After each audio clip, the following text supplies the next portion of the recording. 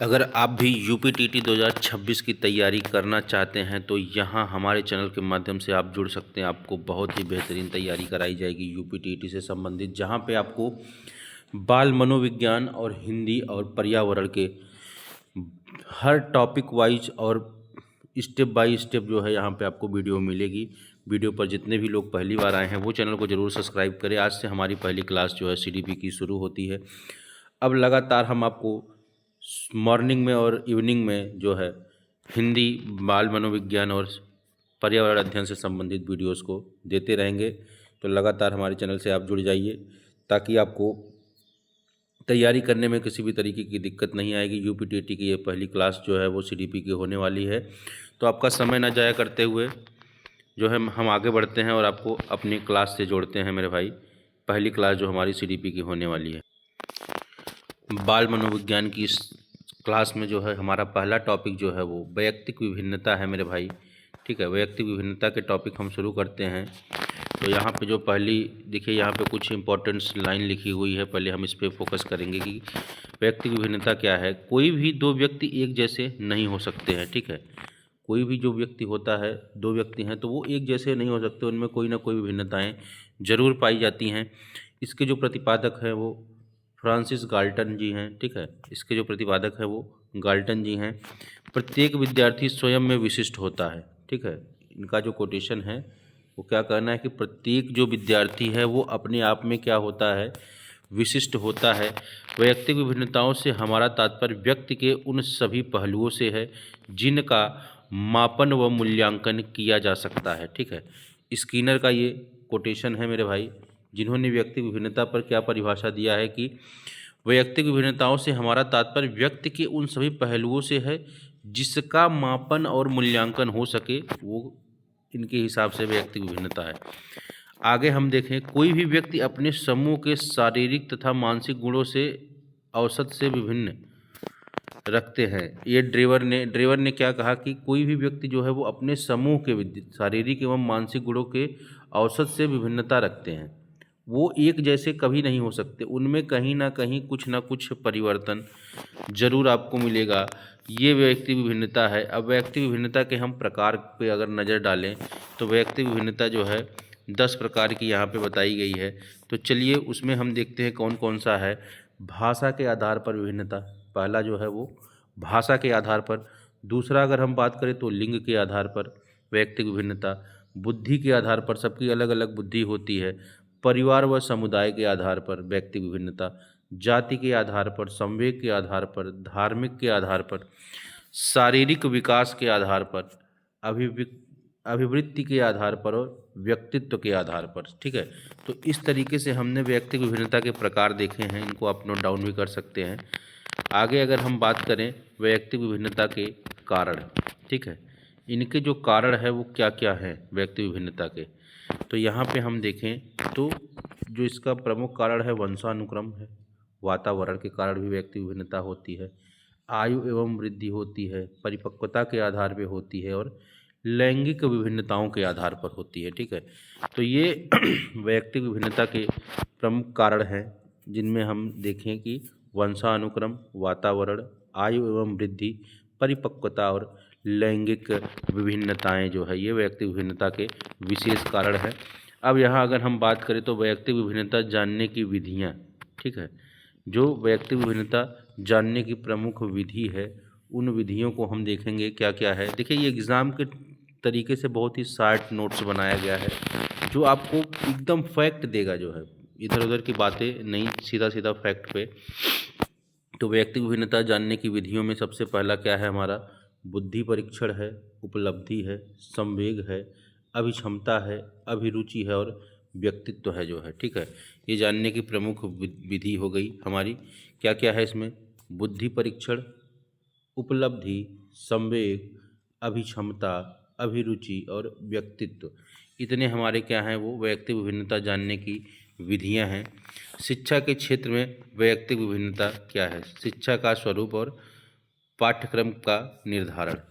अगर हम शिक्षा के क्षेत्र में व्यक्तिगत विभिन्नता देखें तो शिक्षा का स्वरूप है, पाठ्यक्रम का निर्धारण जो है वो वैयक्तिक भिन्नता। आगे हम बात करें, अब बाल विकास से प्रभावित होने वाले जो है वो कारक, कौन कौन से कारक हैं जो बाल विकास से प्रभावित होने वाले हैं। तो यहाँ पे देखिए दो कारक हैं, एक आंतरिक कारक है और दूसरा क्या है, वो बाह्य कारक है।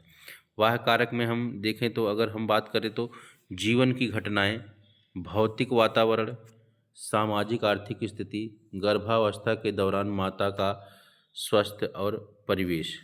और यहाँ आंतरिक अगर हम बात करें तो वंशानुगत, शारीरिक, बुद्धि, संवेगात्मक और सामाजिक।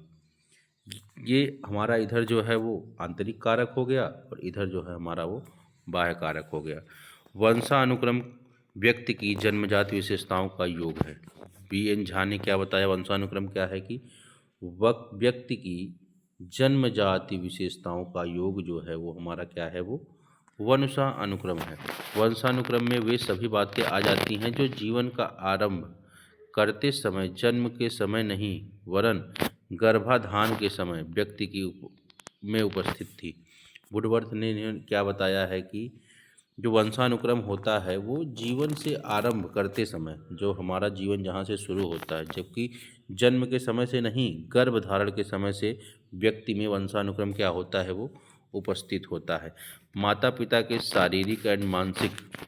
शारीरिक और मानसिक विशेषताओं का संतान में हस्तांतरण होना ही क्या है, हमारा वंशानुक्रम है। ठीक है, जेम्स ड्रेवर का ये लेखन है। क्या इन्होंने कहा है कि माता पिता की शारीरिक मानसिक विशेषताओं का संतान में हस्तांतरण होना ही क्या है, वंशानुक्रम है। वंशानुक्रम व वातावरण योगफल न होकर गुणनफल होता है।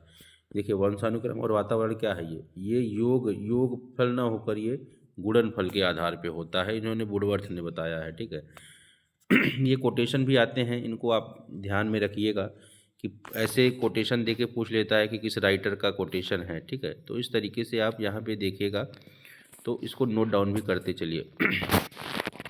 बीज कोष की निरंतरता का नियम दिया है बीजमैन ने बीज कोष का निरंतरता का नियम भी दिया है। ठीक है, अब यहाँ पे अगर हम बात करें तो आनुवांशिकता के सिद्धांत, ठीक है, आनुवांशिकता के सिद्धांत की तरफ चलते हैं। बीज कोष का निरंतरता का सिद्धांत, ठीक, समानता का सिद्धांत, जैसे माता पिता वैसे बच्चे, प्रत्यागमन का सिद्धांत, बालक माता पिता के गुणों से बिल्कुल विपरीत। ठीक है, अगर हम बात करें जीव सांख्यिकी का सिद्धांत, फ्रांसिस गाल्टन ने दिया है जीव सांख्यिकी, जिसमें क्या इन्होंने बताया कि बच्चे माता पिता से नहीं अपितु पूर्वजों से भी गुण प्राप्त करते हैं। ठीक है, जीव सांख्यिकी ये फ्रांसिस गाल्टन ने दिया है। इन्होंने क्या बताया है कि बच्चे माता पिता से ही नहीं सीखते अपितु वो पूर्वजों के भी गुण उनमें कहीं ना कहीं प्राप्त होते हैं।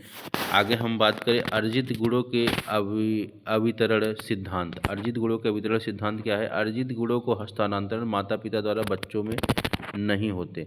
ठीक है, अर्जित गुण जो होते हैं वो माता पिता से हस्तांतरण बच्चों में नहीं होते हैं, ये अविवरण का सिद्धांत है। ठीक है, आगे अगर बात करें अर्जित गुणों में विवरण का जो सिद्धांत है वो क्या, अर्जित गुणों का विवरण संतानों में होता है। कहने का मतलब जो माता पिता का गुण होता है वो कहीं ना कहीं संतानों में होता है, ये विवरण का सिद्धांत है। जिसका लेमार्क का सिद्धांत है, डार्विन का सिद्धांत है और भिन्नता का सिद्धांत इन्होंने सोरेनसन ने दिया है। सोरेनसन ने ये भिन्नता का सिद्धांत दिया हुआ है और ये लेमार्क और डार्विन ने इन्होंने दो सिद्धांत अर्जित गुण के बताए हैं।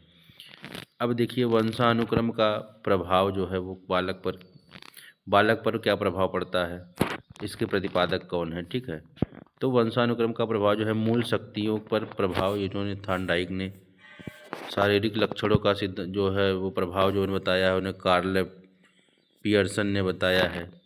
प्रजाति की श्रेष्ठता जो बताई है उन्होंने क्लार्क क्लीनवर्ग ने बताया है। ये सब देखिए, ये जो कोटेशन है, ये जो राइटर्स हैं, इनको आप कहीं ना कहीं नोट डाउन करेंगे, ये एग्ज़ाम की दृष्टि से बहुत ही महत्वपूर्ण होने वाले हैं। व्यावसायिक योग्यता कैटल ने दिया है, चरित्र पर डगडेल ने दिया है, महानता का गाल्टन ने दिया है, बुद्धि पर गोडार्ड ने दिया है, संचयी प्रभाव पर कोलसानिक ने दिया है, सामाजिक स्थिति पर विनसिप ने दिया है। ठीक है, तो ये आज की क्लास जो है ये इस तरीके से कुछ कोटेशंस हैं, कुछ राइटर्स के नाम हैं जो है जिन्होंने क्या क्या सिद्धांत दिए हुए हैं वंशानुक्रम पर, तो इनको आप नोट डाउन कर लीजिए। आगे की क्लास में कल मिलता हूँ फिर इसी टाइम पर जो है, ठीक है। मनोविज्ञान के ऐसे बहुत से जो है वो टॉपिक्स हैं हमारे पास, एक एक टॉपिक को हम लोग क्लियर करेंगे और नोट डाउन करते चलेंगे ताकि आपके एग्ज़ाम में किसी भी तरीके की समस्या ना हो तैयारी को लेके। वीडियो पसंद आए तो शेयर लाइक सब्सक्राइब ज़रूर करें।